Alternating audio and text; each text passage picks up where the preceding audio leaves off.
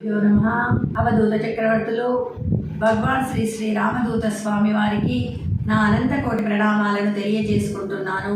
నా పేరు ఎం లీలాదేవి, హైదరాబాద్.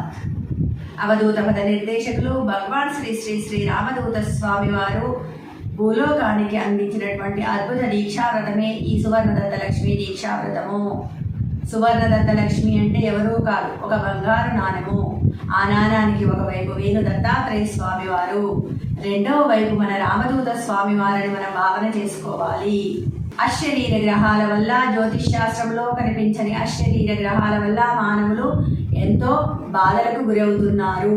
ఆ సందర్భంలో వేణు దత్తాత్రేయ స్వామి అభయమాల సువర్ణదత్త లక్ష్మీదేవి దీక్షావ్రతము ఏ కుటుంబంలోనైతే శ్రీమూర్తి ఆచరిస్తుందో ఆ ఇంటిలో దుష్ట గ్రహ పీడ నశిస్తుంది, అకాల మృత్యువులు ఉండవు, వివాహం కాని వారికి వివాహం జరుగుతుంది, సంతానం లేని వారికి సంతాన భాగ్యం లభిస్తుంది, విద్య, ఉద్యోగము, వాణిజ్య రంగాలలో అభివృద్ధి జరుగుతుంది, అనారోగ్యంతో బాధపడే వారికి ఆరోగ్య సిద్ధి లభిస్తుంది. బ్రహ్మనాగరి భాషా లిపి తెలిసిన విశ్వగురువు మన భగవాన్ శ్రీ శ్రీ శ్రీ రామదూత స్వామి వారు ఎవరి సమస్యలను వారే పరిష్కరించుకునేటువంటి మార్గాన్ని మనకు సూచించారు.